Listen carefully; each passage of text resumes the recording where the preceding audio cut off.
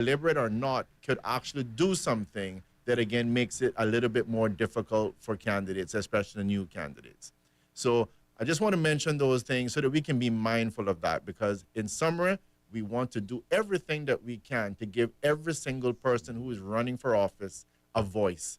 Give them as fair a chance to get their voice. So, hey, nice seeing you, Robert.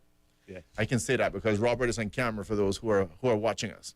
But certainly we want to just express thanks. Again, we had to get a little help from our technician who hurried on over at the minute the alarm was rang to provide assistance with the streaming video. So to our listening audience, we will soon. Do I have a link?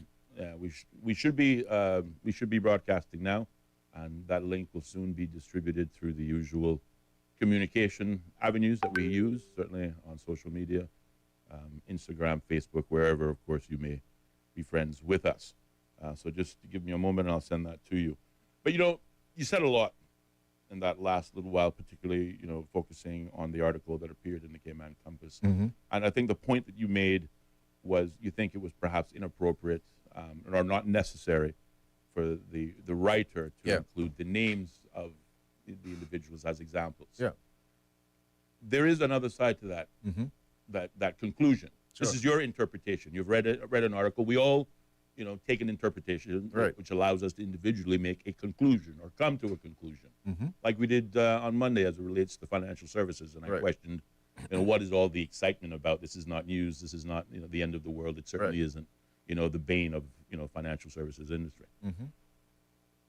There is the possibility that, again, the writer, had no intention of drawing, attention to someone in a negative way. Right. But also like the individual, we talked about it yesterday, who called me on the day before, the national election were to take place in 2017 to tell me, Austin, one of your signs are still on the road. Maybe they took the present to say, listen, as an example of what we are talking about, here are two signs that presently run afoul to the current new guidelines. And why is that important? Because I just said to you that these new guidelines weren't decided weeks and weeks or months and months in advance. It literally was the case of one day we were subscribing to the previous 2017 guidelines, and the very next day after a meeting was held, we have decided that these are the new guidelines. And this is certainly the feedback that I'm receiving from election candidates who are in the race and or the persons that are erecting these signs for them. Yeah. So the politicians or the would-be politicians just knew about it last minute. And I think there's also the possibility that the companies may be simply saying, hey, well, just as an example, in case you don't know, it's you. Or to the point, what is an example of, improper location and placement? Here's a living, breathing example if you're on the road.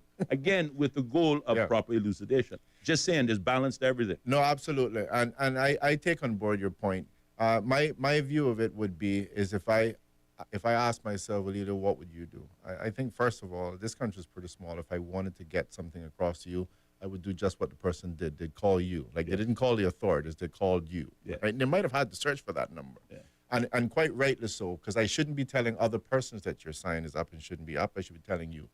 And I just want to say that it might have been something that wasn't deliberate. Maybe that's absolutely not the intention. And I just want to highlight that whether sometimes, we do things that become injurious to other persons, even though we didn't intend to. Correct.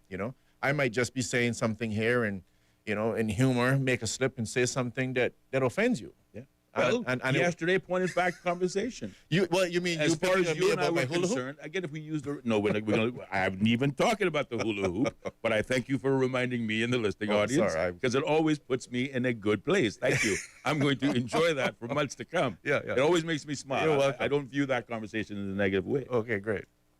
But you made me lose a train of thought now. Okay, well, you'll come back to you. You see, it when you do that. Hold on, Austin, that might have been deliberate. I hate it when you do so that. I could get back on my point. Please continue talking. What am I saying? And so all you liked it better when my mic didn't work, didn't you? No, you did secretly. I love the dialogue. I think that's one of the great things about this talk show is a dialogue. It's a back and forth. People can listen passively and just say to themselves, oh, listen to Austin, Ellio. I just love listening to those guys chiming on.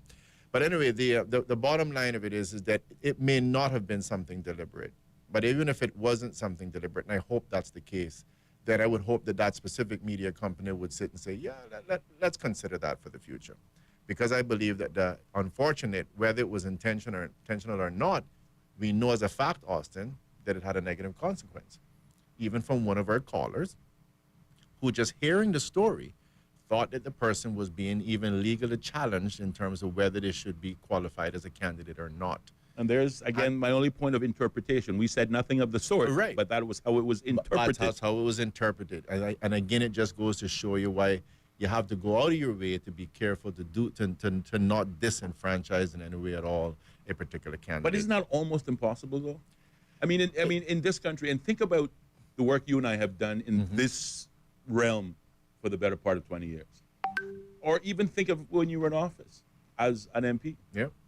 For every good suggestion, and it could be the greatest suggestion, but there is always going to be someone somewhere who's going to try to strike that down. To say, no, that's stupid. That's insane. Why are we going down that road? See, Absolutely. This is where corruption comes in, et cetera, et cetera, et cetera. I mean, we talk about it all the time, unity, but unity is very rarely unanimous. Right. You know, so I just say to you to say that, you know, whilst I appreciate your aspirations to rise above the fray and to set a standard that, you know, should be followed and should be expected in conversation, but, you know, complete and absolute agreement in this country, I think is a fairy tale. And again, just for clarity, not necessarily expecting that we're all going to be united in our unity, to use your words, but I think it's just a case of what I would like persons to walk away with is simply being able to say, listen, I'm looking for equity. I'm looking for opportunities where every candidate can catch my eyeballs and my ears. And I don't want anything that's going to disenfranchise that. Indeed. Well, we do have to pause and take a short commercial break. But as you were discovering quickly today, really, we just need an excuse to sit down and talk to each other. And it's just, you know, an added bonus that we get to invite you, the listening audience. We have to pause and take a short commercial break, but keep it locked right here to 89.1 FM. Welcome to our newsroom here in central London. We place ourselves here at a little desk right in the thick of things. OS from the BBC. We can catch the very latest news from our colleagues, not just in this enormous room, but also from our colleagues around the world. I'm in the room where they're treating children. This is a combat zone. The situation after the typhoon is very complicated. It was a very tense situation. OS from the BBC. The home of the BBC World Service. This is Bobo FM. BBC News. BBC News. World news from the BBC. Violent clashes. Thick black smoke. A tremendous legal victory. Crucial elections. Destructive winds. A search and recovery operation. A race against time. An imminent threat. Flying a drone over a rival team's training session. Whatever is happening, wherever it's happening, catch up with the latest news bulletins from the BBC. The home of the BBC World Service. This is Bobo FM. The BBC's From Our Own Correspondent. In today's Russia, no one is allowed anywhere near the political stage if they pose a serious challenge to Vladimir Putin. Stories and reflections from our reporters around the world. There is a major sense of insecurity here. More people are coming in from Sudan every day. From Our Own Correspondent from the BBC. The home of the BBC World Service. This is Bobo FM. This is Bobo FM, powered by Doctors Hospital. 24/7 urgent care, located in Georgetown at the top of Walker's Road. Introducing the Doctors Hospital Specialty Clinic, conveniently located in the Strand. To book your appointment at Doctors Hospital, call 325-9000. Across Cayman on 89.1 FM, online and on your smart speaker. The home of the BBC World Service. This is Bobo FM. BBC News with Sue Montgomery. European leaders have reacted sharply to President Trump's denunciation of Ukraine's President Zelensky as a dictator without elections. The British Prime Minister Keir Starmer telephoned Mr Zelensky to express his support for him as Ukraine's democratically elected leader. Here's our Eastern Europe correspondent Sarah Rainsford. Volodymyr Zelensky's response so far has been calm but firm. He suggested the US president was living in a disinformation space governed by Moscow. No one's upset, he said, but we would like to see more truth from Team Trump. But Donald Trump isn't done. Instead, he has hit back, accusing Zelensky's team of corruption, calling him a terrible president and a dictator. Once again, there was not a word of critique for Vladimir Putin, the man who actually launched this full-scale war and who hasn't allowed a free or fair election in his country for years. Chancellor Scholz of Germany said labelling Volodymyr Zelensky a dictator was wrong and dangerous. The Swedish Prime Minister Ulf Kristersson said the world was at a crossroads and the outcome of the war would affect European security for generations. Microsoft has unveiled a new chip it claims will accelerate the arrival of quantum computing, a technology promising vastly superior processing speeds compared to today's computers. This is not a work of science, it's a work of science and art. I gotta be honest, some of these ideas are a little science fiction sounding. It will solve problems unsolvable by the combined power of all the world's compute today, and promises to revolutionize fields such as medicine, material science, and our understanding of the natural world.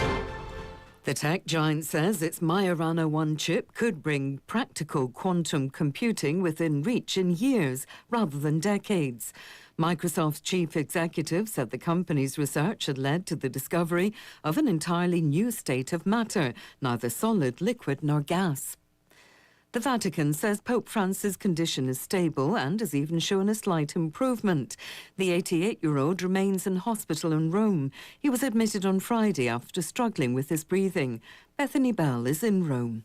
We've been told that he is expected to remain in hospital for as long as is needed. He's suffering from pneumonia in both lungs. He also has for a number of days been suffering from a respiratory tract infection, and that is requiring a very specific therapy. Doctors have had to change the treatment, and they're waiting to see now as to how the treatment works when it comes to his pneumonia. World News from the BBC. Donald Trump's media company and the video-sharing platform Rumble have sued the Brazilian Supreme Court judge Alexandre de Moraes. The lawsuit filed in Florida accuses the judge's previous orders of censoring legitimate political discourse in the United States. Ione Wells reports. This lawsuit comes less than 24 hours after the former right-wing Brazilian president Jair Bolsonaro was charged by Brazil's chief prosecutor with attempting a coup after he lost the 2022 election. The Supreme Court in Brazil, including Justice Moraes, will now decide whether to accept the prosecutor's charges, and if so, whether Mr. Bolsonaro will face trial.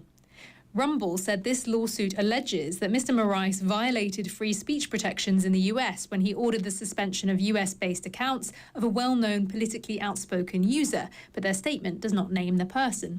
A prominent Tunisian human rights activist has been freed from jail after an appeal court ruling. Sehem Ben-Sedrin had been detained since August for allegedly falsifying a report into abuses committed by Tunisia's past autocratic rulers. The 74-year-old denied the charge. The Israeli Prime Minister's office says it's received the names of hostages whose bodies are due to be handed over by Hamas on Thursday. Their identities won't be officially revealed until they've been medically identified. A further 6 living hostages are scheduled to be freed in exchange for hundreds of Palestinian prisoners on Saturday. The Malian film director Souleymane Cissé, one of the fathers of African cinema, has died at the age of 84. His first feature was banned in Mali, and he wrote the screenplay for the second in prison. In 1987, Cissé became the first African director to win the Grand Jury Prize at the Cannes Festival for Yilan. BBC News.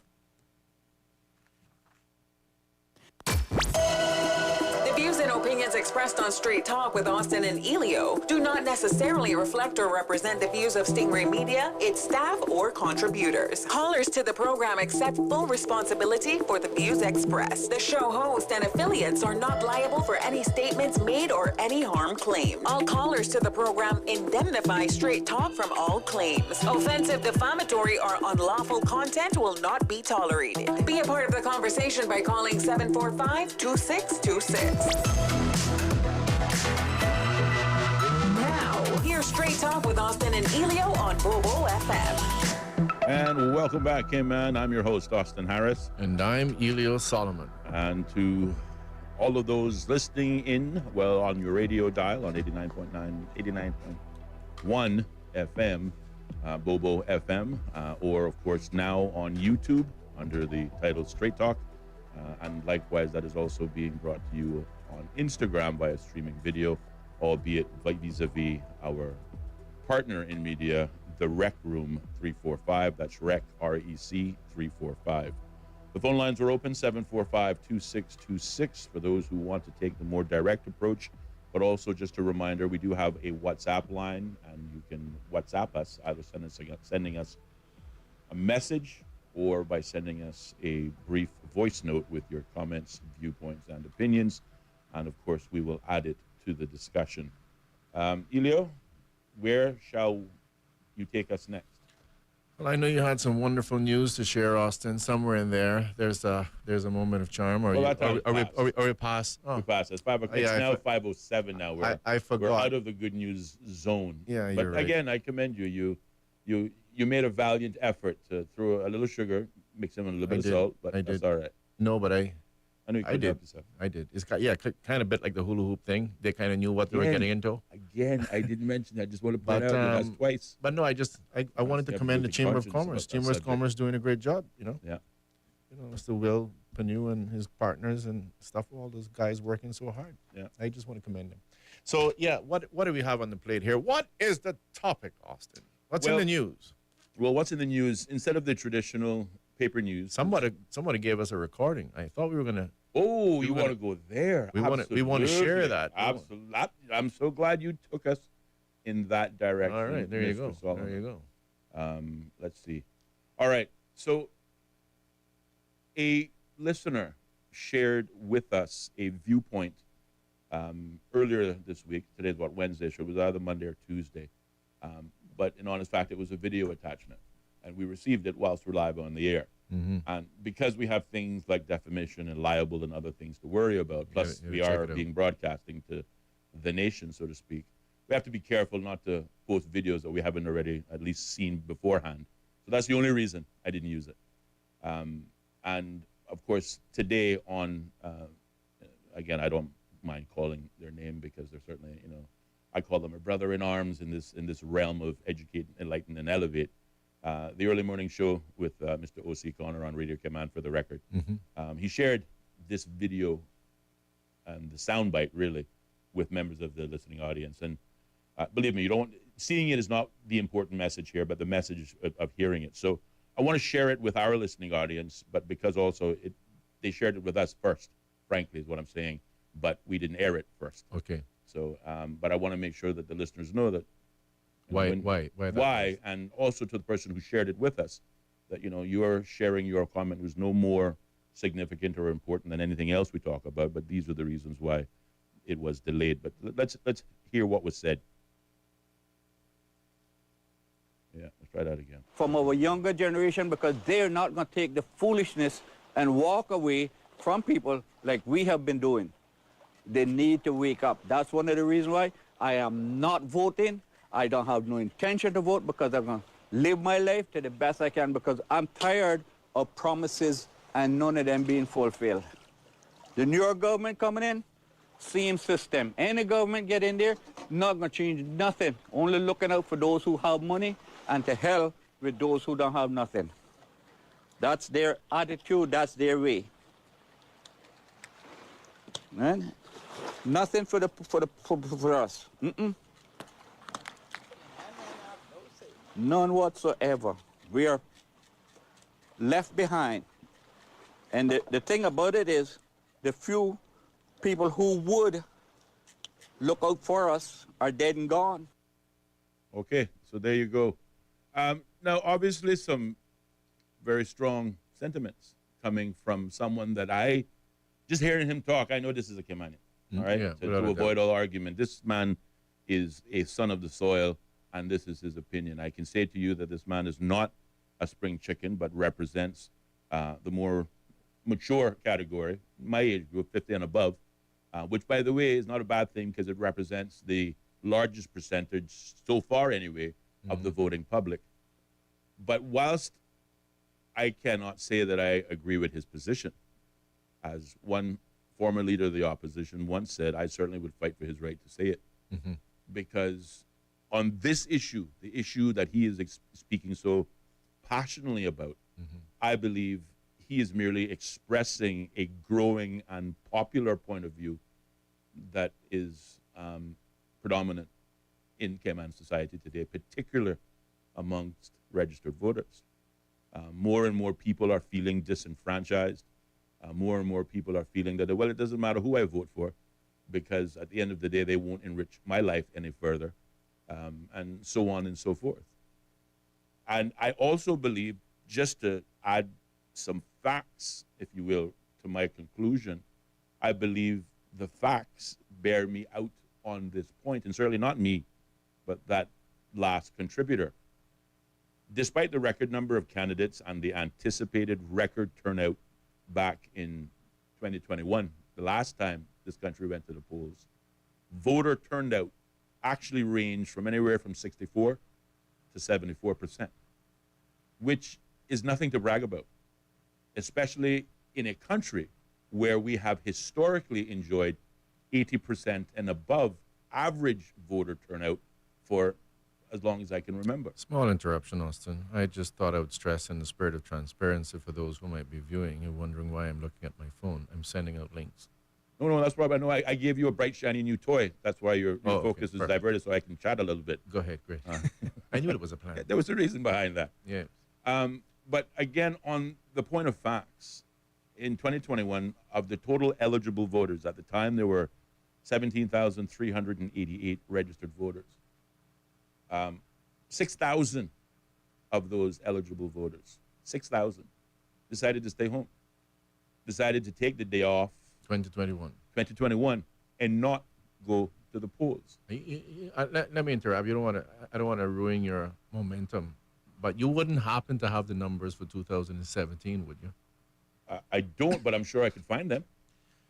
I'm willing to gamble that the turnout in 2017 was higher than 2021. Was higher than 2021. And that 2013 was even higher. And that 2013 and 2009 before that was even higher. But we're on the same page. Again, the point is that this is not, I think, an attack on the caller's viewpoint, but an agreement that the point that he is making and the frustration that he is expressing is, in fact, a growing feeling amongst registered voters. Yeah. And I'm talking directly to Caymanians, because only Caymanians can be registered voters. Right. And we have seen, at least starting in 2021, a poor voter turnout. And as I said, whilst I do not agree with the commentator's viewpoint, I do certainly appreciate and can understand where he's coming from. But what specific parts? I imagine you're going to share. Well, the whole notion that that's why I'm not going to vote, period. Okay. You see, I have a problem with the decision to not vote. The decision to not vote. Oh, okay. Because in my opinion, voting is not just a right, but it is a privilege. An obligation. And, you know, if I can draw a casual example, it's kind of like salvation. You know, whilst it is offered to everybody, only a few really embrace it for what it is. Many are called, but only few are chosen. Yeah, the exact same thing. You know, I'm not the first to say it. I just chose to say it in a different way. And because there are people, this is such an important issue, because there are people in our society who have fought for this right to vote. And I think immediately of, you know, the right for women to be able to participate in national elections. At one time in this country, be seen and not heard, stay in the kitchen was the mantra as far as the woman was concerned. Thank God we've gotten past that. But there was a time. At one time, blacks couldn't vote. And at exactly my point. And at the other time, there was a time that blacks couldn't vote. Right. So voting is a privilege no matter, and it's a personal discipline. You got to fight hard to not lose faith. Because I understand where the commentator is coming from, believe me. Yeah. But you can't, quote unquote, throw in the towel. I saw a call just trying to squeak through as we were making this point. If I can encourage them to please try again. Because sometimes you need a crowbar to come between me and Ellio when we start really getting passionate about a subject. But that's what makes us us, right? I know we're close, Austin, but that's a bit of a stretch. Well, you know, I figure in the world of king of inappropriate analogies, you would appreciate that, you know, coming from me. You know, I have no idea where you're going with that. Well, exactly. But you know, I go ahead. No, go ahead. I have more to say, but please share just checking. Your thoughts. Just checking. So, you know, I definitely, first of all, on the whole issue of low voter turnout. Yes. I definitely think that in large part that happens, and I don't even want to prioritize it, but I want to say, first of all, that from a perspective of the fact that people are going to say, you know, listen, we're not really getting anywhere with this. I'm seeing the same thing happening over and over. A lot of people will pull away and say, I don't want to vote. We'll get back to whether we think that's right or wrong in a minute. But people will want to say, I'm not seeing anything from my vote. And they'll also say that when the candidate that they want to see elected doesn't get elected also. And again, that's in part because they're not feeling they're getting anything. And I will stress to you that in my humble opinion, single-member constituency is only going to exacerbate that. It's going to get worse. And this is why I'm going to jump now on my single-member constituency platform, because I disagreed with it from the beginning. Let me highlight some of the things that happens on the single-member constituencies. I want people to understand. It becomes an amplification, first of all, for minority voices. And on one hand, that sounds really democratic. Oh, well, everyone has a little voice. But let's just get up and say you had 6,000 or 7,000 people in the District of Georgetown on the multi-member constituencies. You want to say something else? No, please continue. Okay. I do want to say something, right. But I'm getting comfortable because right. I know you're about to wax lyrical, so I just want to make sure I got in a comfortable position. Give me a 5. Give me 5 minutes on this one. Yours. So let's imagine, for example, keeping the numbers simple, 7,000 people in... no, I got to cut you off. Okay, we got a caller on the line, so you have to wait. Is that a green Let's go to the phone lines. Good evening, caller. Thank God you saved me. You're on the air. Hello? Yes, sir, you're on the air. Live on the air? Live and direct. Okay. Mind your manners. Good evening, Straight Talk. Good evening. Yeah, this is the man from Scranton. I don't need to call no name, but I just here driving on a beautiful evening listening to you guys, right? Yes, sir. And I would like to really ask you guys what a point of this show is. What a point of this show. All 200 elected chances in Cayman, and they didn't do nothing. Now when I got this talk show about Straight Talk, I want to get to the point and find out, want to waste on the time for about Straight Talk? This show needs to be named One Hit Wonders. All right. Okay. You want to discuss what we did, or no, that's all right. Is that relevant? That's all right. Oh, okay. That's all right. He said what he had to say. Okay. You want to respond to him first, or well, let me finish this discussion, then I'll respond to him. All right. I mean, unless thank you, Scranton man. Unless we want to prioritize that viewpoint. I know you want to prioritize. Well, okay, fine. Let's go on that digression. I think that I accomplished a lot while I was in office. I'm not sure what bearing it has on this specific talk show, because if you're going to say to me that you're only going to read a newspaper where you had politicians that were successful in doing something, and you wouldn't be reading any newspapers. If you were going to say the same thing about talk shows, well, I don't think, for example, Sterling Dwayne was elected. I don't think Mr. O.C. was elected, so I guess you wouldn't listen to them either. So I think that, first of all, that's a lot of nonsense.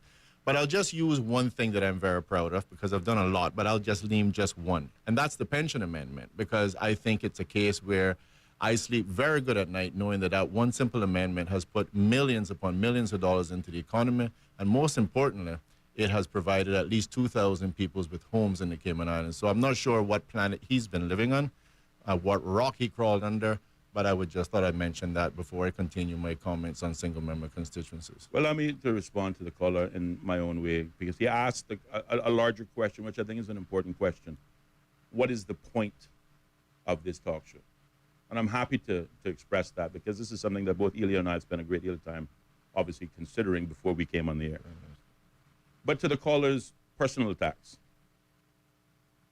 in his view, to your point, we did nothing whilst we were elected representatives. On the scale of did we get reelected or not, if that is his measurement for success, then yes, the caller would otherwise be right to suggest that whatever we did was not considered good enough for the electorate that we represented to motivate them to re-elect us. But I will say to the caller, and that is a fact, it is what it is. It's done. It's in the rear view. It's like an arrow from the bow. Once it has been fired, you can't get it back. But I would disagree with that point of view. On the one hand, to support my argument that we were making before about the low voter turnout as being a major factor in that, because no candidate in prospect got greater than 33%. They never broke 35% out of 3 candidates. And that tells you right off the bat that there was a low voter turnout. As far as I am concerned, my conscience is 100% clear. I did the very best I could with the time that was given, not least of which 2 years was compounded by COVID. And I say to him and everybody else, are you alive today? If you are alive today, be grateful. That suggests the government that I was a part of did a good job. Because COVID was a global pandemic and millions of people lost their life across this globe. Not a single Caymanian or otherwise lost their life during COVID. And that was brand new. That was being a parent for the first time. There is no instruction manual to being a parent. COVID was just like that. And as a country, if you are alive in 2021, then for whatever we didn't do in your mind, we did something right. All right, no, I'm not finished. Okay. But what is the purpose to this program? We believe, and again, correct me if I'm wrong, there has been an absence for a while now of objective, high-level conversation on the issues that matter. So much so that if you pick any subject, not just cruise berthing, but any subject, cost of living, minimum wage, finance, work permits, you name it. There's always, these are polarizing subjects because nobody has, complete understanding or therefore a unanimous viewpoint as to what it is going to fix it. And the fact that we can't even identify to ourselves what is broken and therefore propose solutions to fix it suggests to me that there has been an absence of objective conversation, discussion, and dialogue on the radio for some time. And that is what Straight Talk promises to deliver. And we have used it to draw from our experience both in radio and, even though we lost, as members of parliament, because now we have both seen the inside. You're not saying, you like to quote me on, people that stand in the bushes and throw rocks. It's easy to stand in the bushes and throw rocks because you've never seen the other side of that fence. It's an entirely different matter to come out, go look what's on the other side, and then come back and report to people. This is what I saw. If you want a combative gotcha, I told this to an MP just this afternoon. What is different in Austin and Ellio Redux 2025 compared to Austin and Ellio 2007 is that we can't be as critical. We won't be as gotcha to politicians as we were. And I promise not to swear at you, Austin. You promise not to swear too much, exactly. But to bring a different type of discussion because we have now been to the other side. And we hope to elevate the discussions one topic at a time. So that is our goal. Now, it may not elevate with the Scranton man. It may not even reach his ears.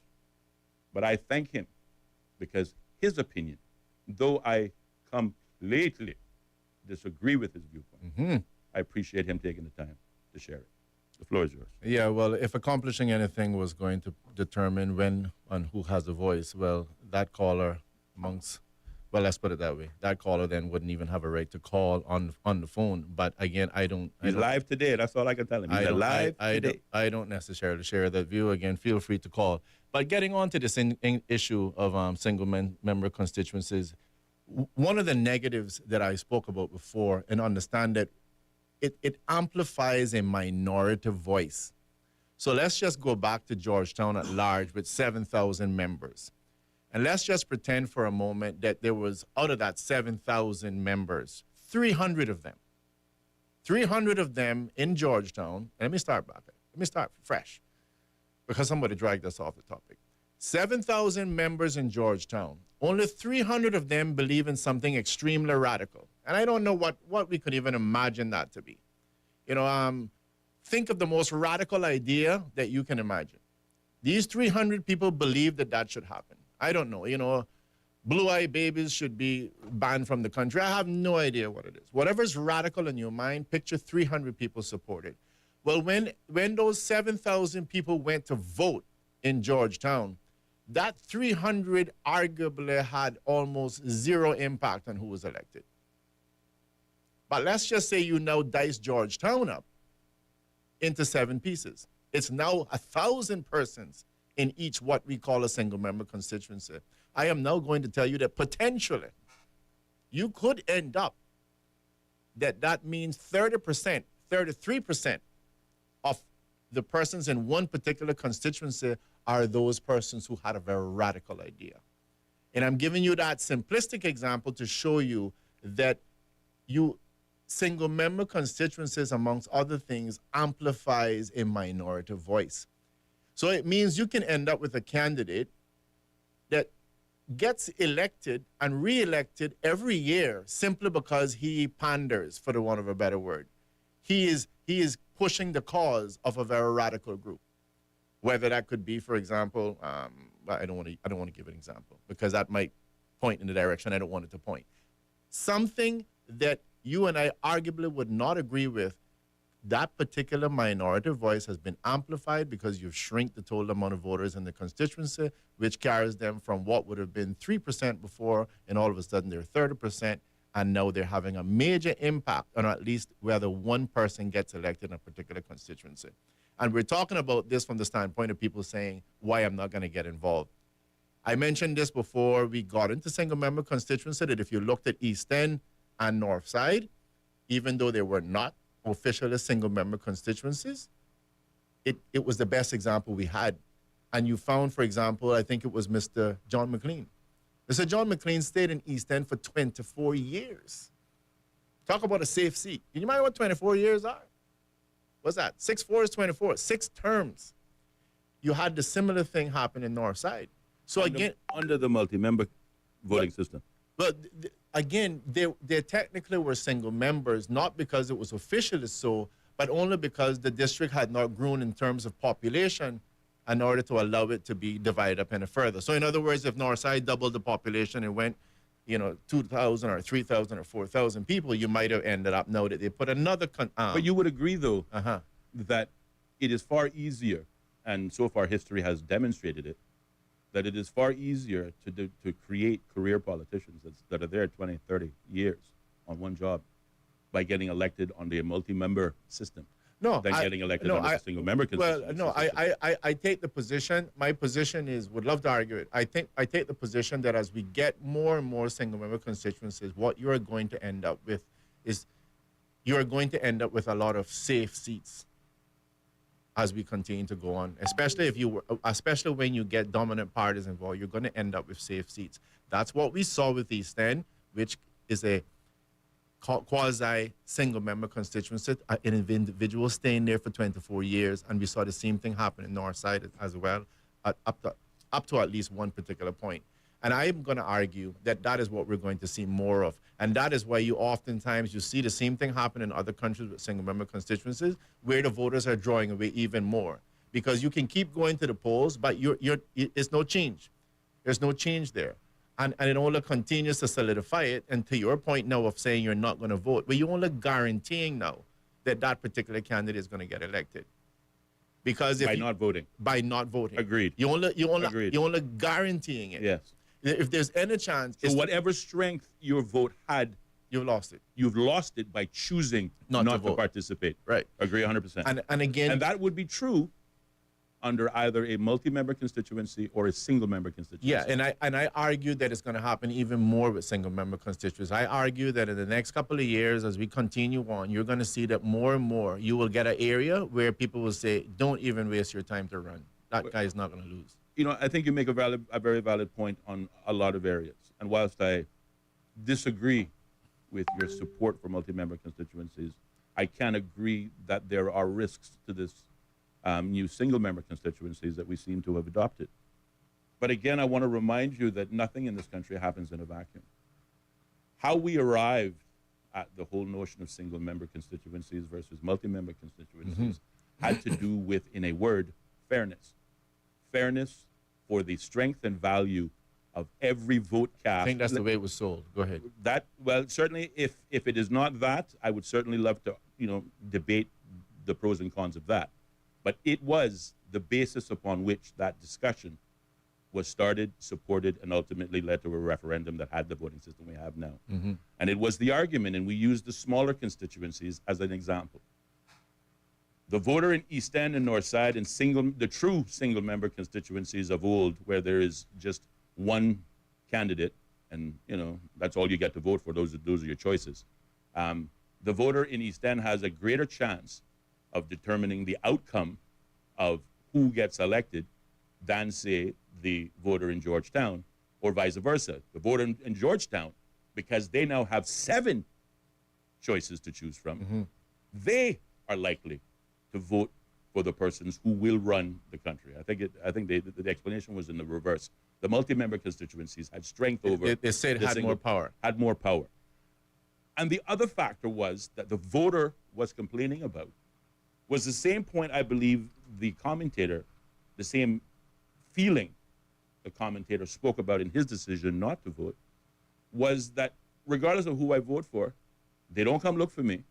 They don't ask me what I think, and therefore they're not really representing my viewpoints. And that is where the disconnect came from. But again, when we spoke to the politicians who were in office at the time, they were honest enough to say, do you know how difficult it is in Georgetown or Bordentown or West Bay to reach individually each person, 7,000 or whatever number the voters were, individually over the course of 4 years? And they use that as their excuse to say, well, whilst I didn't speak to you directly, I held meetings and I got a general consensus, and these were the decisions that I made on your behalf, which people said, and they continue to say, and from the voices of the gentleman that we shared earlier on, the pervasive viewpoint that is growing, and I hope it changes in 2025, I really do.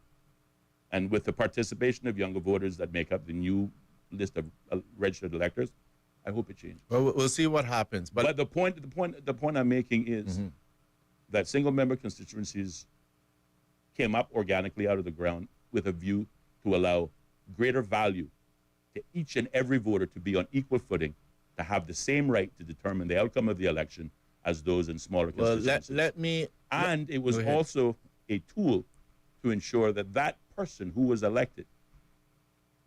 More accountability. More accountability. He or she will tell you they couldn't get to 7,000 people in 4 years. But surely, if you want to say you're a man of the people and you're accountable to them who voted for you, who put you on a mission and said, these are your marching orders. Because you also use the point of the radical minority. Yeah. And, those are strong words. Yeah. I just want to point out that under the single-member constituency, the minority vote you're talking about, the radical minority represents voters, Caymanians, registered voters, in that small demographic that consists of 1,200 voters. Right. That 30% is how they think.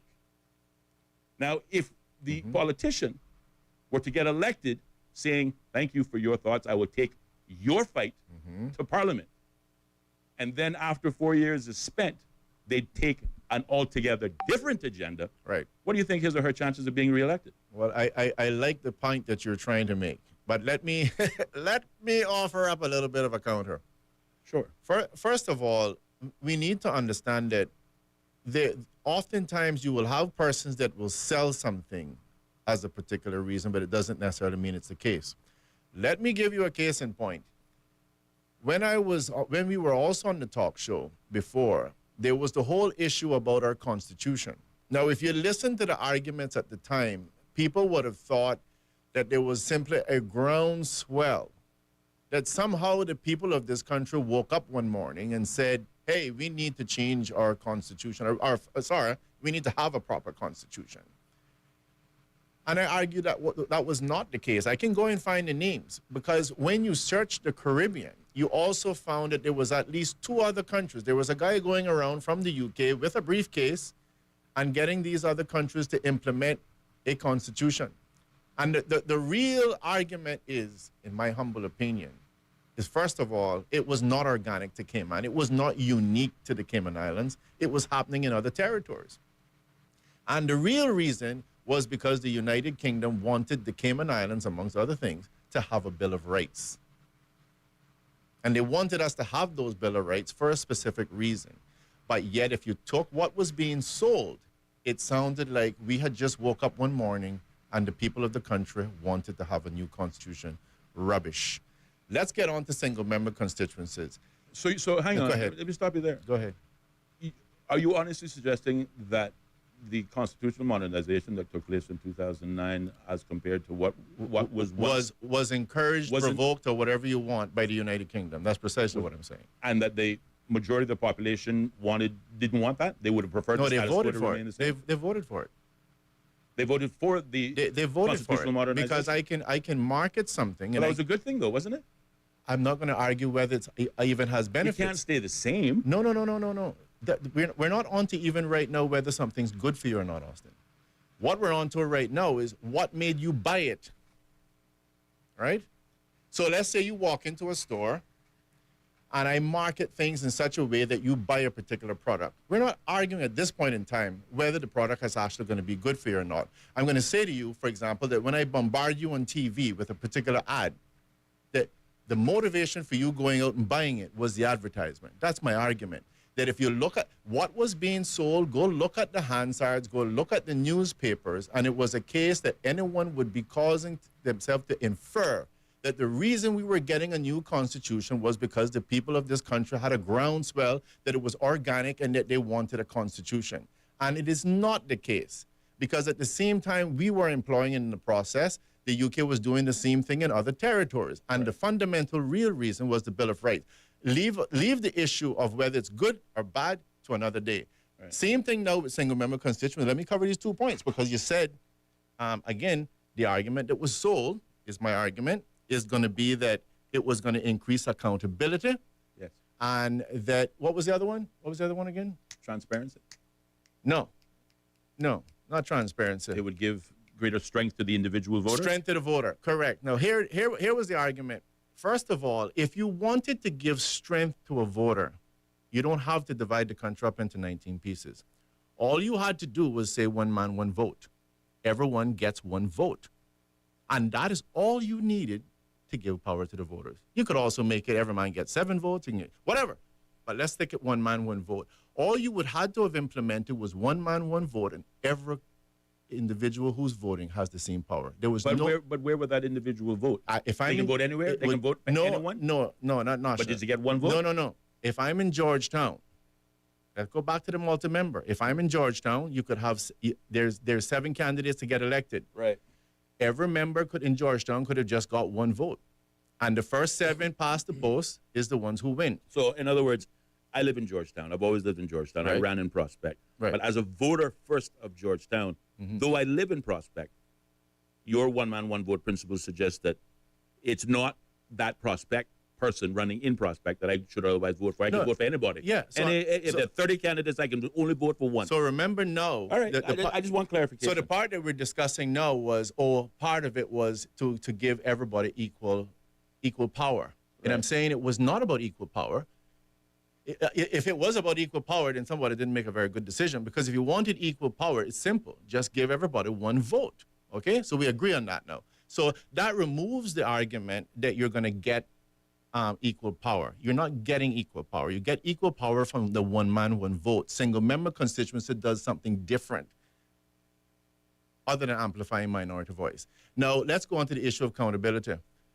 You get an individual, let's say yourself, poor Austin gets elected in Prospect and he's in the opposition. But the person in Red Bay is a member of the government. But Austin, what exactly am I holding you accountable for? Why a road isn't built in Prospect? Why a park isn't constructed in Prospect? Yes. But you're a member of the opposition. How are you going to get a park? You're not in the government. Well, perhaps you might be right there. The excuse is, again, in opposition. I'm not a government. I don't make the choices. No, but that's what you would have to say. Yes. Because the opposition has what? He gets his say. The government gets their way. Yes. So I can't hold Austin accountable in Prospect. And again, this is probably where you get some of the nonsensical calls. I can't deal with Austin in Prospect about accountability, because Austin can't do that road. And Austin can't build that park. The guy in Red Bay has an influence because he's the one in the government. Yeah. So I think if you listen to my argument, one man, one vote argument of equal power, complete nonsense. That would have been solved by one man, one vote. The issue of accountability, again, is nonsense. That doesn't guarantee accountability. It does not. Single-member constituency was pushed by the United Kingdom, and I'm not even going to call the candidates that engaged in the process. But I remember going and the radio came on, and some particular person left it right there on the table, and right at the very top was Governor Duncan. And I'm going to ask you a question: why is Governor Duncan part and parcel of pushing the one man, one vote in the Cayman Islands? Governor Duncan Taylor. Duncan Taylor. Perhaps and because he was the governor at the time. single and member brought about it. constituency. In the same manner in which we consider Sir Alden McLaughlin the father of the modern Constitution because he pushed it and got it approved under his. Sorry, term of what office. did you say prior about Duncan Taylor? What did you say? Wasn't Duncan Taylor the governor at the time Yeah. when the Constitution was reformed? Yeah.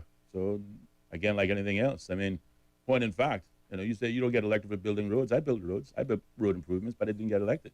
But the person who's in office now, they built the roads. They put the speed bumps in. Yeah. For example, speed bumps. Speed bumps, I requested speed bumps, but they finished not in my term, but in somebody else's. Again, the people remember these points in history, and why you asked the question, why is Duncan Taylor tied to this subject? Perhaps because he was governor at the time. When he was tied because he was pushing it. Governor Duncan Taylor even mentioned at Heroes Day, and a lot of people don't pay attention, right? Again, it's just passive listening. He made it very clear how the UK had paid him and what he was sent to the United States to do in relation to the persons who were Irish, et cetera, et cetera.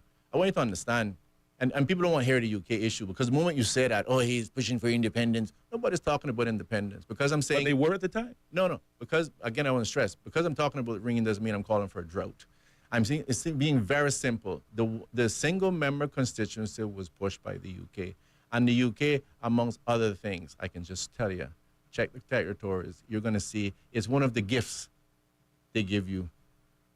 And I'm simply saying, I have proven by argument, I think you agree, if you want the equality and the power, implement one man, one vote. Single member constituency not needed. And again, I've shown you accountability for your candidate is not determined by single member constituency. Well, you've explained to me your viewpoint on these matters. Okay, but where do you disagree? I don't see you've won me over. Okay, well, where do you disagree? Well, on both issues. Okay. On both issues. Well, how then do you increase the power? Give me an alternative. I'm simply saying that if you have one man, one vote, you equalize the power in terms of how many people you can get elected. Well, honestly, everybody gets one fair shot. Honestly, I have to say that your opinion is your opinion and you're entitled to it. Mm-hmm. But as you quite rightly pointed out, the people voted for it. People were in favor of it. Yeah, but people and whether or not the governor started the conversation or not, again, my memory may be different than yours because I was there too. And I recall the conversations at the time. Mm-hmm. And I remember our Truthful Tuesday. You say, he who drove constitutional reform. Yeah. And I remember, MP Ezra Miller. Mm-hmm. He would often say, I try not to call names, Austin. No, I got to call his name because, again, it helps, Go ahead. At least you did it. Spark memories. This is public record. Mm-hmm. Our shows in the past were all in the public domain. Yeah. So we didn't hide nothing. All right? Ezra Miller was the one to say at that time, one independence, call a date, set a date, and I will be there to vote for it. Mm-hmm. At the time, whether the governor in England was pushing, constitutional reform and constitutional advancement and a Bill of Rights, deciding very clearly what are the rights of citizens, the rights of government, what government can and cannot do, democracy, fairness, that was the order of the day. And there were some who had the view that, what we need is independence. And there were others, thank God, that won again, that, for us, we want to remain a British overseas territory. We want to remain under the umbrella of the United Kingdom because as far as we are concerned, for our goals and purposes and our otherwise, business, strategy. We see it as beneficial. Yeah. We see the benefits of it and it has worked for us. And this is not just my opinion. This is the opinion of the wide majority of the Caymanian population. So that was their decision to remain a BOTC. But they did clamor for their own internal self-governance. They wanted the right to decide our own futures because you remember at the time, what was the law? The FATF, where again, our spending had gotten out of control and the UK had come on board and they were going to take over. And we were having those discussions as to who should be supreme. Should Parliament be supreme as it is today in the modern world? Or should we cling to our colonial days, which was the monumental leap that we went from the original Constitution to the 2009 Constitution that we hold today? We made a monster leap forward in determining our own rights, deciding our own future, giving that power of self-determination and greater democracy and rights for our citizens, for us in the Cayman Islands, whilst acknowledging that we still wanted to remain a British overseas territory. Yeah, well, just and that was the Constitution that we employ today. And to somehow say that No, you know, no, regardless of who think, started the conversation, I think it was a bad thing. I just don't. No, no. I don't buy what you're selling. No, well, first of all, if you don't, I think first of all you're conflating things, and the second one would be is that I think you're missing the point. And as you said, just again to draw the reference, you said, I buy based on how I'm told to buy. That's the power of advertising. Yeah. Yes, in majority fact, you're absolutely correct. And no more truer is it in radio. It's called creating top-of-mind awareness. When you think of knee pain, you think of Advil. But I say that to say that there are plenty of commercials out there that try to convince me I have tired leg syndrome, when I just know I just sat down for too long. So that's fine. I'm not going to buy everything I believe. I'm going to use my own intellect. And let me just repeat this. Let me just repeat this. Again, for the benefit of anyone, especially who's just tuning in, let's be clear. From my perspective, because I know every time you have a topic, you know, I know where most people's mind goes to. Let me just be clear. I think that we have a wonderful, generally speaking, good relationship with the UK. There's absolute benefits of being under the UK, and I'm not in any way at all suggesting that you should leave. What I am saying, for example, is that I think it's disingenuous, and I could give you a couple of other synonyms, that basically says that if I'm pushing an agenda and I'm deliberately hiding myself from pushing it, that in itself should be a concern to anyone. Why are you pushing something and not coming up front and saying that you're pushing it? And I'm simply saying to you that insofar as our constitutional advancement, it was not organic. It was not because Kenyans just sat around and said, hey, government, go look at the manifesto of the group that brought it in. They didn't get a mandate from the people by, you know, we'll be changing the constitution or putting a new constitution, a Bill of Rights in when we get it. No. And the reason they didn't do it was not because they were lying. It was because it wasn't their idea. It wasn't their idea to start with. And it was not organic. And I think that people deserve the transparency. Even if it's something that I want, then don't push it and hide, because that is in itself is a reason for concern.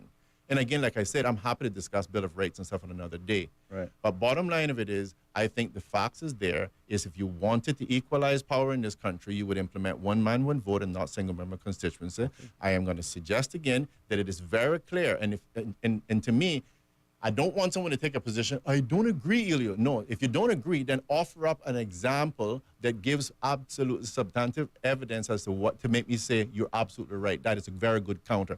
In the absence of that, single member constituency does not improve accountability, because you can't hold accountable for something a man that has absolutely no power to implement it. Well, again, I will disagree on that point fundamentally on the basis that, and again, drawing inference to how this conversation began on voter turnout. The right to vote is a privilege, not just a right.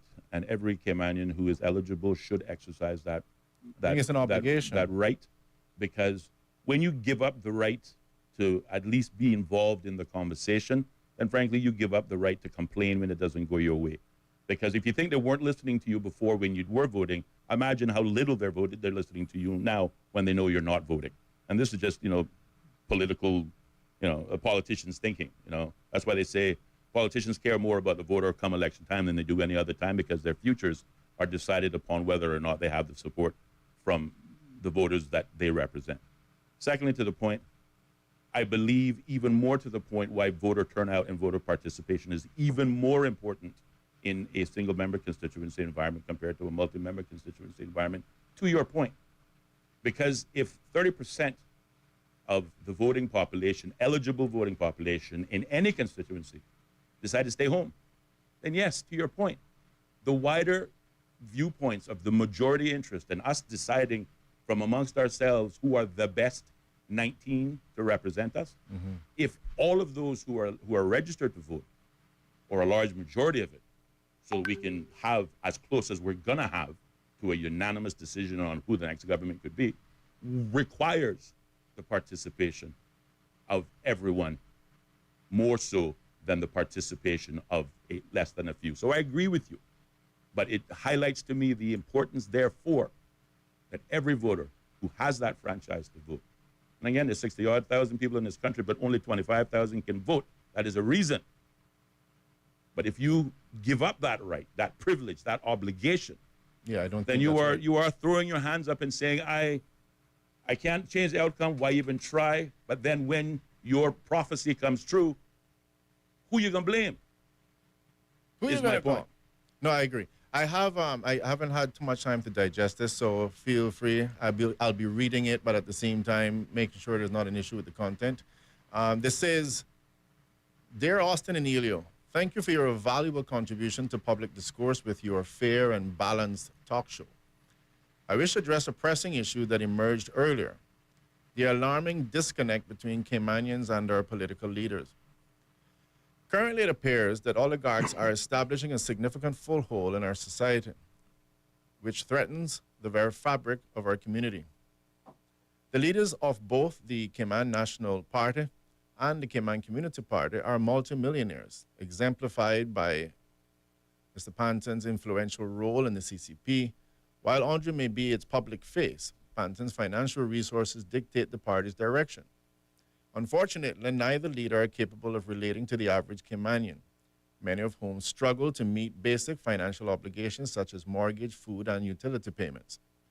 This disconnect is further compounded by the representation of interests that often favor a privileged elite, composed predominantly of non-Caymanians or individuals with tenuous claims to Caymanian status. It is essential for Caymanians to support candidates who genuinely understand and represent our struggles. If we fail to act, we risk the erosion of our culture and heritage and the potential marginalization of our identity within our own homeland. Wake, you, my fellow Caymanians, vote smart. Our future is on the line. Yes. We don't want to FAFO. Yes. Yes. And I would just take the last comments first. The recommendation at the end of that, which is I thank the listener for that feedback. Vote, participate, take ownership in this country. Because you hear this phrase oftentimes after a new government is elected. We have been given the mandate of the people. Well, if that mandate represents in the mind of the voter the interests that are important to them, and thank you to that listener for outlining what, in that listener's viewpoint, are the key priorities. Yeah. And cost of living and all the points they raise have absolutely been echoed more times than, say, cruise berthing, for lack of a better word. Mm-hmm. All right? There are bigger issues on the minds of Caymanians than whether or not cruise ships come to Cayman or not. And that is why it is so essential. If that is what you, the voter, are saying you want, and you are criticizing your elected candidate for ignoring you, then don't elect them. Don't vote for them. Don't support them. If they're not even talking about the issues that are important to you, then why vote for them? Because then how can they then say after winning the vote that we've been given the mandate of the people to do X, Y, and Z, and we're going to do it, whether you like it or not. I like the voice because change. I've been given that mandate. All right? That's the only point I'm making. Well, so it's an argument for the importance of voting, for participating, and if you are Caymanian, and you and what the future looks like to you now today is frightening. And believe me, we are in the minority. We're in 40%, the foreigners 60%. There was a time we were in command, and we aren't out there making more babies and making more little Caymanians. Not enough. I know you'd agree with this point. Mm-hmm. No, not even practicing, for God's sakes. That is going to be the outcome further down the road. So relinquishing, and again, I understand the frustration because they seem the politician would seem to be disconnected from the voter. And I certainly would be one having, to Mr. Scranton's point, going full circle. So obviously, in my personal circumstance, obviously there was something that I did not do that caused me not to get elected. I think it's probably because they tuned in and actually thought we were troubling the bumblebee man. That's all. But either way, but again, the point is that clearly, and is of no consequence to me. I believe I know what I did and didn't do. Yeah. All right. But clearly, there to some, and again, we're talking about what is the mandate of the people. Yeah. Clearly, there's something. Despite all of my beliefs and strong beliefs that I gave 110% when I was in office, I know you gave 130%. Yeah. But neither of us were reelected. That suggests that something we did or didn't do didn't resonate with the majority of those voting. So again, the power is not in me, the candidate, me, the talk show host, or the one-hit wonder that my boy called it, but in the voter. And that is the only point I'm trying to make. Yeah. There is power in the vote. There is power in the people. And until we organize and get behind and understand what the issues are at a higher level, again, thank you to that contributor for clearly embracing that, then dog will eat our supper, put in, simple colloquial terms. Well, either way, I just say three things very quickly before we go to break. First of all, I have absolutely no issue with the Bumblebee Man.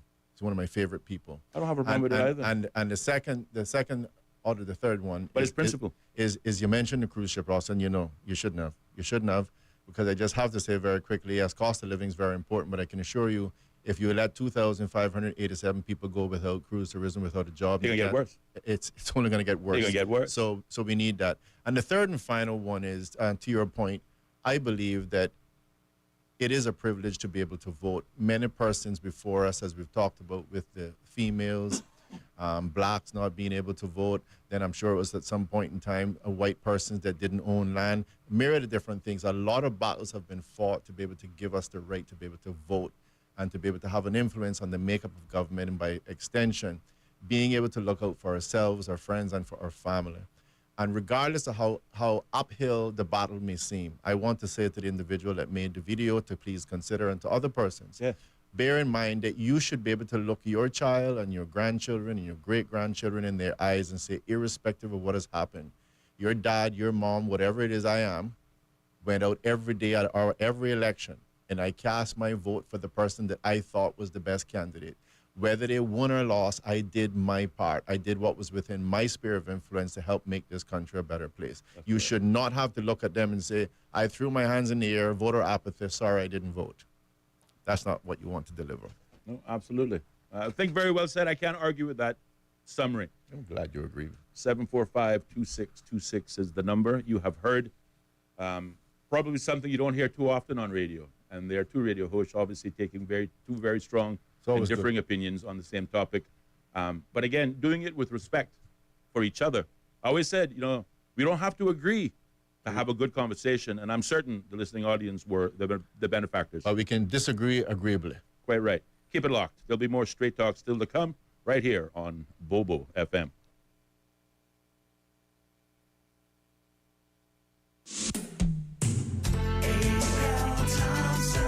With you in mind, we have your style. Find what you need down every aisle. You want saving, selection, and quality. That's why we're your home store. Home store. The way to make a home. The way to make a home.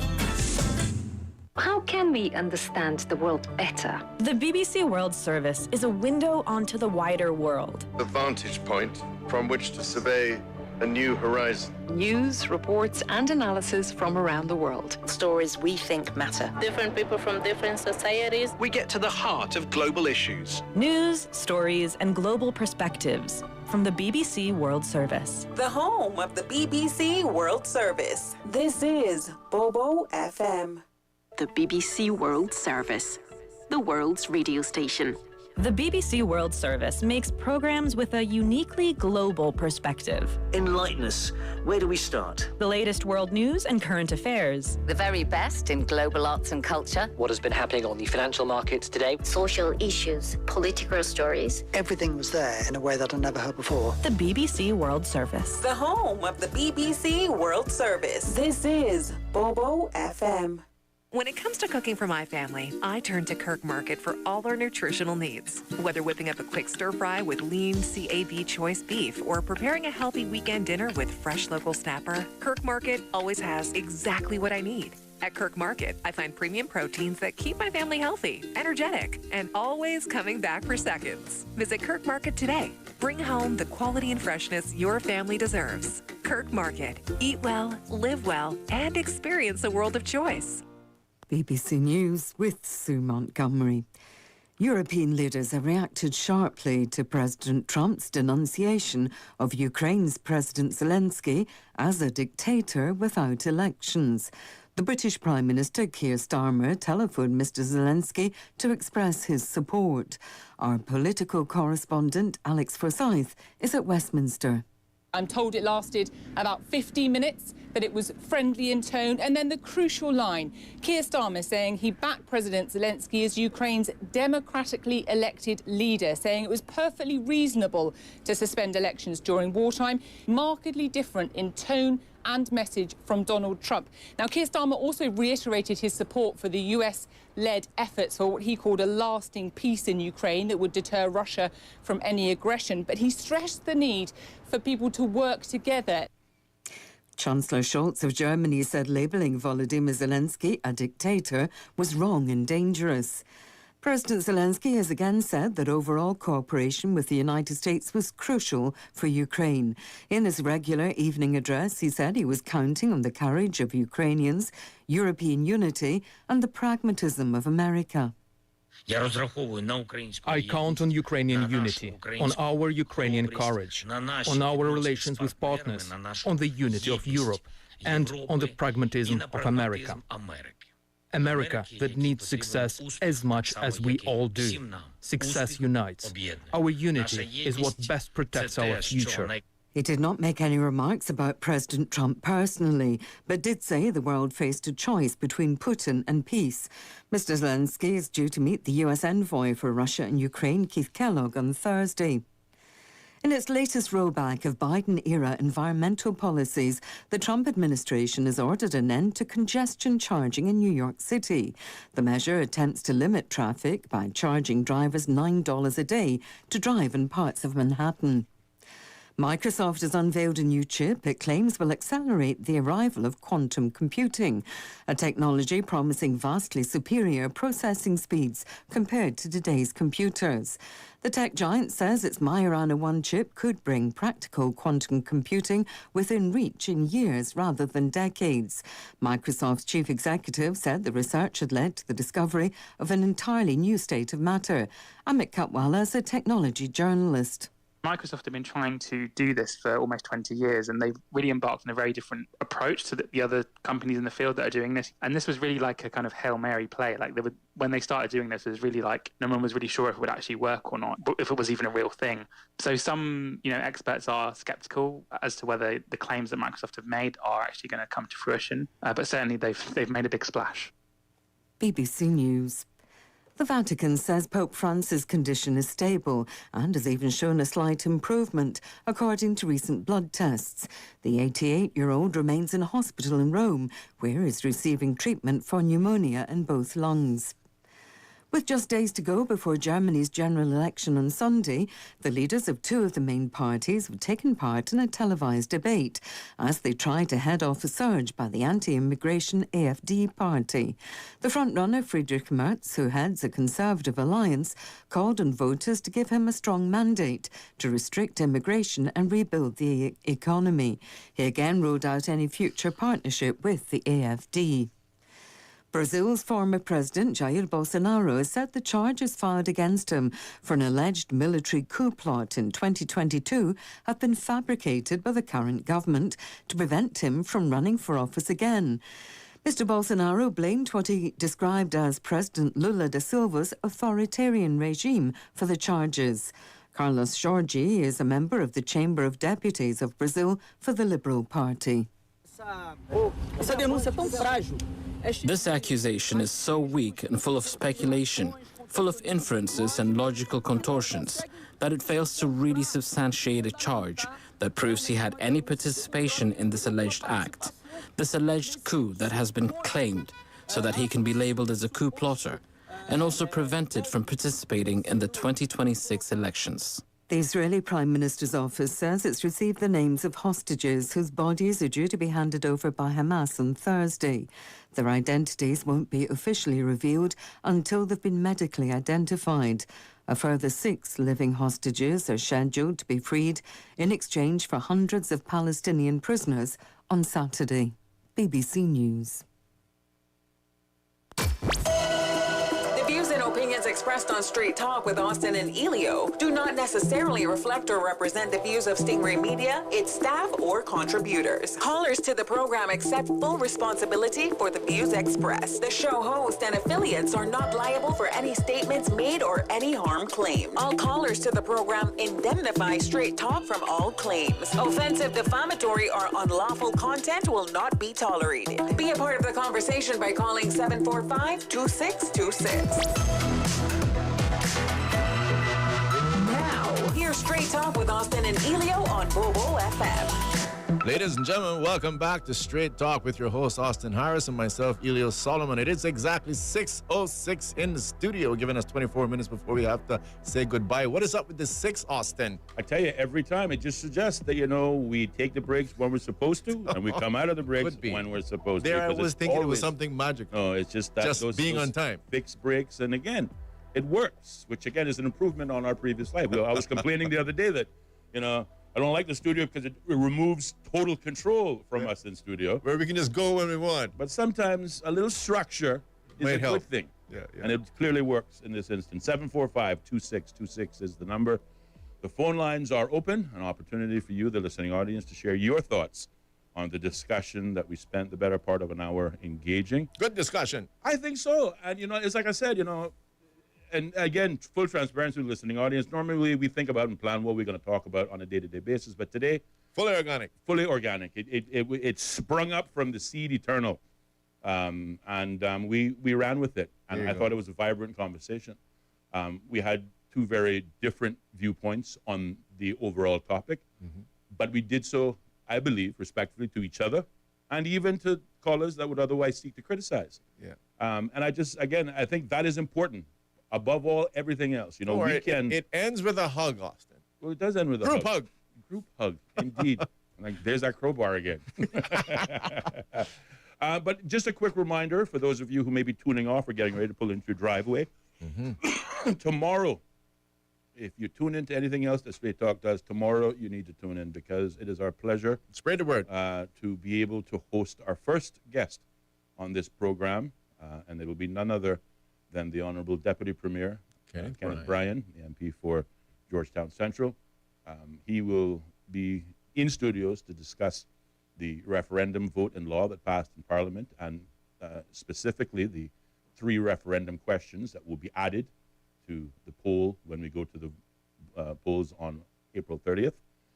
We're also going to talk about the controversies, for lack of a better word, surrounding the Red Spot Beach there in Georgetown and the Georgetown Revitalization Project. As my colleague pointed out, not only do these issues, while he's not the minister responsible perhaps for some of the unanswered questions right now, he's certainly the Minister of Tourism, and both of these issues impact his Ministry of Tourism, but he's also the MP for Georgetown Central, in which these issues also fall within his realm of influence. So again, when we talk about representation, what's important, certainly those 40-plus businesses that have been shuttered in central Georgetown, they might want to hear from the MP in the area, and certainly that's what we have planned for you tomorrow. So that discussion will take place here on Straight Talk from 5 p.m. all the way until 6:30. If you have a specific question in that vein, but certainly you may also ask outside questions, and if we have time to address additional topics, then by all means, share your viewpoints with us. Send us a text. But if you have a question either relating to the referendum, the questions being asked, the Red Spot Beach, or the Georgetown Revitalization that you would like to hear from the Deputy Premier, the Honorable Kenneth Bryan, will send those through to us, either at host@straighttalk.ky email, or you can WhatsApp them to us at 928-2562, and we will add them to our discussion topic. But looking forward to having the Honorable Kenneth Bryan as our guest. I say it before, I say it again. Young man come a long way in politics, and whether you agree with him or you disagree with him, like him or don't like him, you got to respect him. So we're going to have that opportunity tomorrow. Absolutely. And I look forward to having that discussion tomorrow with the Honorable Kenneth Bryan, the Deputy Premier. I think it is going to be a good discussion. Absolutely. And it'll be starting nice at 5 o'clock for all you persons sitting in traffic. What could be better? Yes. And be able to hear your representatives in the evening. And we thank you all for taking us home with you, by the way. No, absolutely. I keep throwing that one out, Austin. They're taking us home. It's like Do I have to go home with these two guys? It could be a tagline for someone, you know. Yeah, you didn't get me a Valentine gift, but don't worry, I'm taking Ellio and Austin home with me. See, again. Sorry, I couldn't the resist. king of inappropriate remarks. Oh, sorry.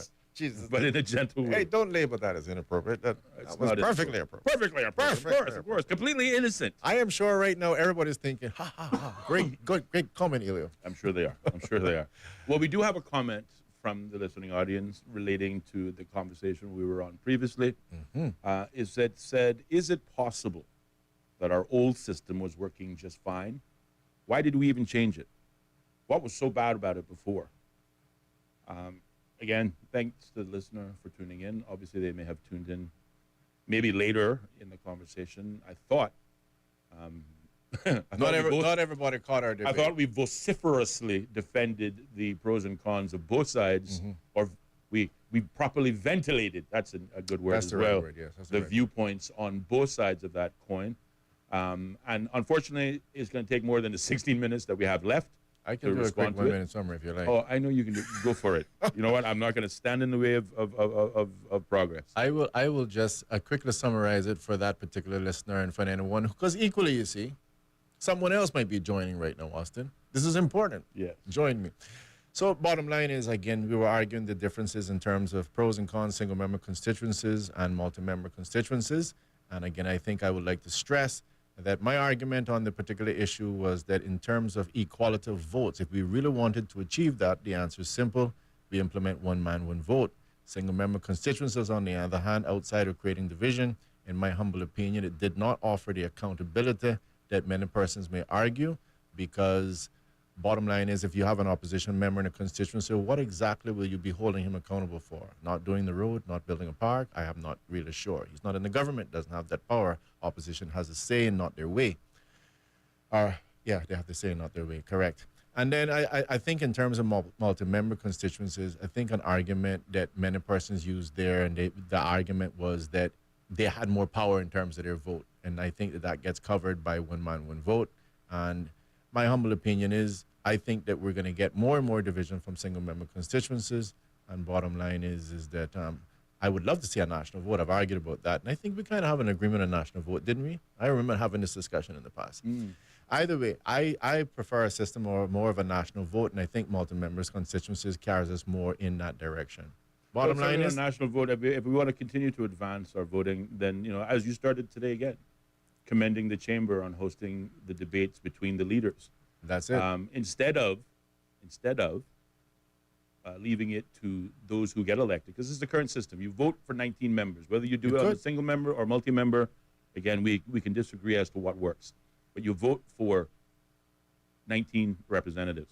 Then they get together amongst themselves to determine in the first instance who among them has the majority of support of members.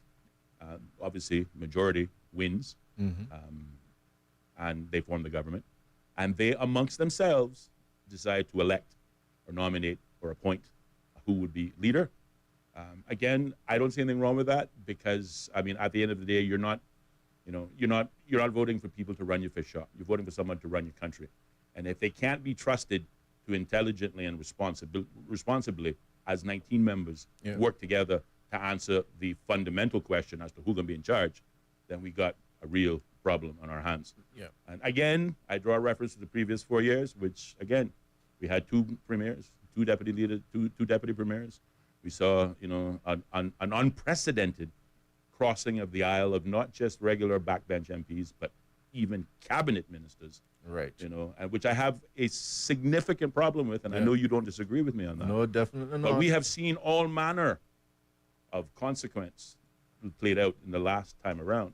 Maybe, to your point, if we are to improve on our voting system, maybe just like we are willing to hear the debates from just the leaders, maybe we add to it a national vote on who should be premier, who should be the leader, and leave that to Joe Public or the registered voter. I really wouldn't have too much of a problem with that at all. Either way, yeah, I definitely will. I'll probably start ending the way I started. But I think I support a national vote. I think that can be one of our discussions another day, Austin. Getting into perhaps some of the pros and cons of that. But we'll also, again, stress, I love the idea of equalizing the whole voting system. And one of the ways is exactly what the chamber is doing. And I really commend the chamber. I can't commend them enough for facilitating these debates. And I think, first of all, it's the biggest slap in the face when candidates don't even show up to the debates, by the way. Yeah. Everyone of the candidates should show up, and I think voters should take it very seriously when you have candidates that do not show up. But those forums, I think, is great because it offers equality for the candidates, whether they're running in a constituency and one has $1 million and the other one barely has $10 in their pocket. Chamber Forum, for example, offers that equality. So congrats to the Chamber, good hardworking persons like Mr. Will Penu and the rest of his team. I want to, again, thank them very much for all that they're doing. 745-2626, in case you wanted to join Austin and I in this discussion. Not that we mind, if you don't. I'm pretty sure you'll find lots of things to talk about. Pardon the interruption, right, Ellio? We will allow that interruption. It's a welcome interruption. It's an interruption, but we welcome it. And by the way, we should mention, I know you mentioned this before, Austin. Sorry if I'm leading on, but you know me. Go ahead. The present, and I want to keep saying this ahead of time. We say 89.1 FM is where we're at. We're at 89.1, but that is going to change soon. Yes. I want to keep programming your mind. Again, this is that marketing I'm talking about, Austin. Good point. I want to keep mentioning it's 89.1, and I keep mentioning that because I want you to be able to share with your friends. Check out 89.1. Austin and Ellio's on. 89.1, 89.1. But at the same time, it's going to change soon. And hopefully when that's going to happen, we're going to have a couple of days lead that we can start pointing you so you don't go lurking at 89.1 anymore. So I just want to say that again, because then I'll continue to say it until we change. And I'm glad you brought it up. And to your point, when that happens, well, we as a station, Bobo FM, will be going through some major infrastructure changes starting as soon as this Sunday. So next week when you hear the program, we will start to, again, impress upon you, the new facts, the new frequency. And there's a simple reason for it. We're changing our transmitter in order to enable us to reach more of the Cayman Islands, including the sister islands, at the same time without any interruptions, static or otherwise. So part of those improvements will result in a change of our frequency, but that is coming. We'll start talking about it next week. We have a caller on the line. Let's go to the phone lines. Good evening, caller. You're on the air. Hello? Oh, didn't decide to stick around. 745-2626 is the number, again, to the point we were talking about. Our frequency will be changing in the coming weeks. But obviously, to my colleague's point, we just want you to know where to find us today. But next week, we will be going somewhere else. We'll tell you about it then, but don't freak out. Let's go to the phone lines. Good evening, caller. You're on the air. Good evening, Austin and Ellio. Mario Ibanez, how you doing? Well, you beat me to the punchline. I was just going to talk about you. Oh, really? Oh, boy. Really? Had you listened for just 1 minute more, Mario? Well, will you listen? Just listen 1 minute more, and then you can share your viewpoints because, I want to share this. Okay. And also because Ellio's not aware. Ellio, we were invited today to attend a human resources leadership forum that was taking place at the Grand Cayman Marriott and put on by, a local company. Okay. And amongst the speakers that we're going to have was this caller on the phone. And the topic was they were getting together to discuss the human resource strategies in a changing world. Now, obviously, the Cayman Islands would be featured in that sort of discussion point because that's where we live. Yeah. But nonetheless, we've got business professionals discussing this whole notion of human resources, as we were talking about in the weeks, well, last week and this week, the ratio of Caymanians versus everyone else in the workforce. How do we encourage greater Caymanian participation? How do we arrive at greater Caymanian participation and upward mobility? And to the caller, we didn't have the opportunity. Whilst yesterday I said certainly we'd make every effort. There was just too much going on. It was too short of notice, not to criticize you in any way. But I was eager to hear from you, and we alluded to this yesterday when we spoke of you or the day before, that, you are an HR professional, and in the topics of Caymanian participation in the workforce, I believe that, you might add some merit to the discussions on that topic. And at the very least, you can bring us some of the nuggets that you learned coming from today's leadership forum. So the floor is yours.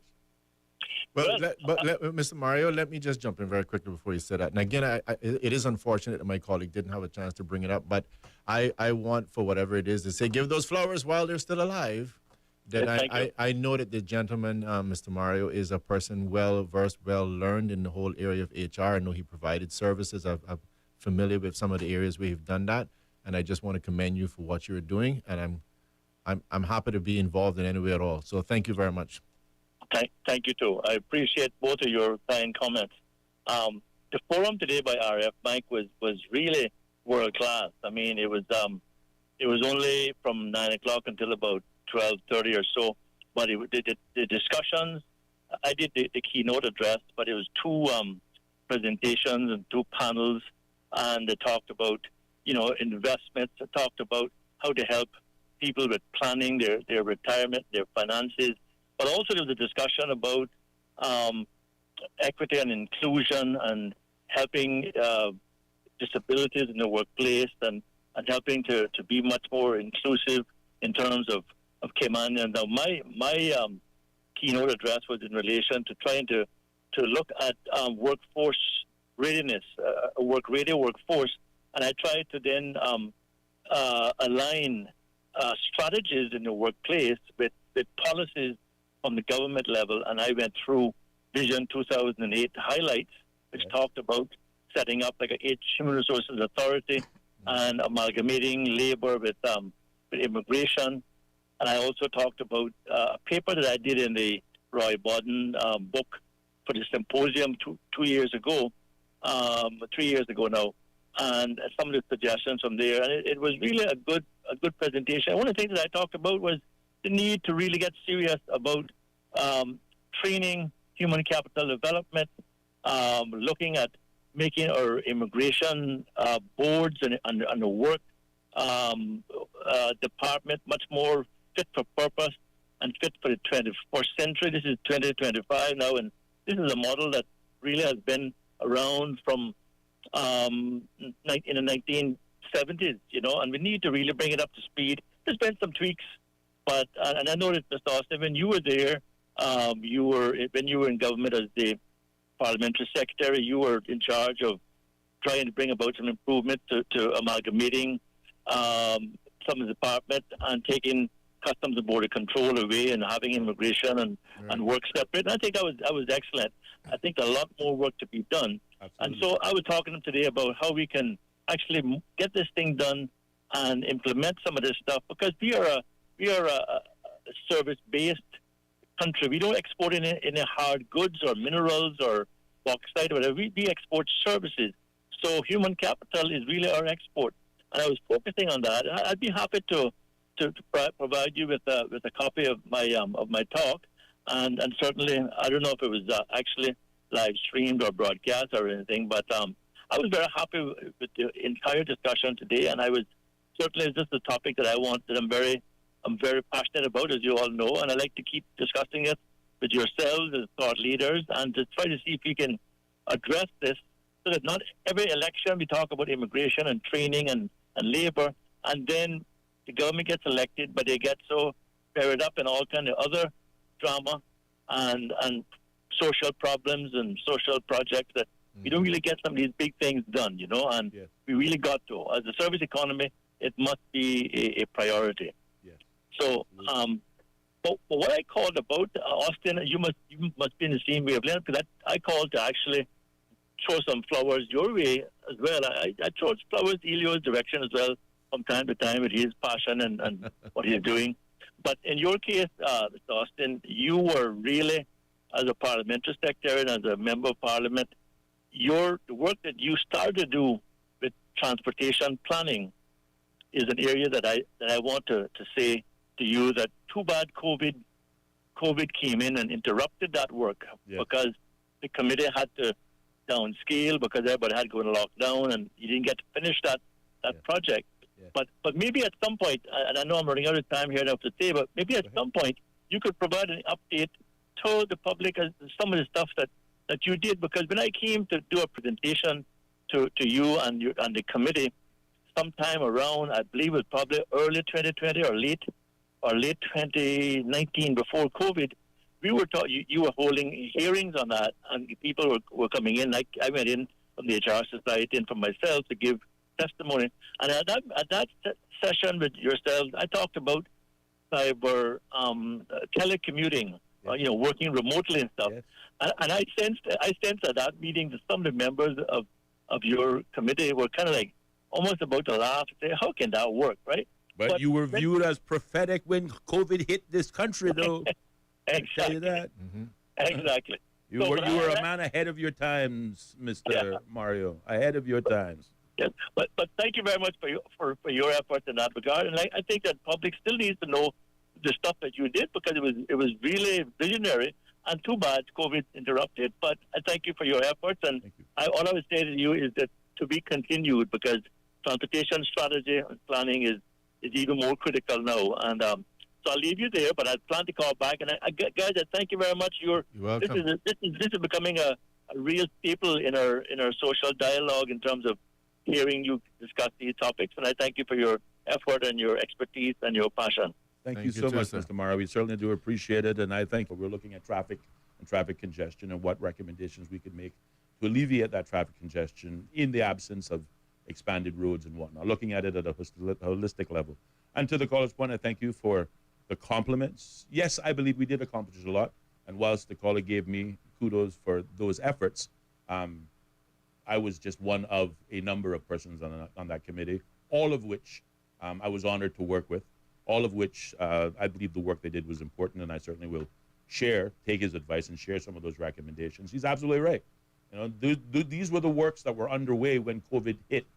And then after COVID hit, it changed the entire world. Cayman was no different, which is why I say to the folks out there who would otherwise question, all right, it's your opinion as to whether or not I did anything good or anything useful. What I did is a matter of record. But if you're breathing today, we got at least one thing right. Yeah. 50, we got a minute left. The floor is yours. Well, again, Austin, I will say in closing that I'd like to echo some of the things that he said. I think you've done tremendous things. I remember, for example, you even before you were elected, coming and working on one of the committees that we had set up in terms of e-government. And again, persons being able now to deal with the whole e-SID and having that ID and being able to improve the services within government as it relates to e-government was in part because of things like persons like yourself who were involved. And I remember you actually working because there was, during the Vision 2008, one of the strategies was about creating a human resource authority, and a lot of the efforts that you did worked in that direction. But you can't expect everybody to be informed, Austin. That's just the way it is. 15 seconds left. I just simply say to that point, take ownership, Caymanians.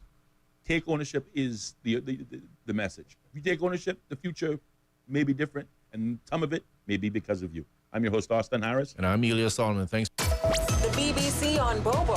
This is the BBC.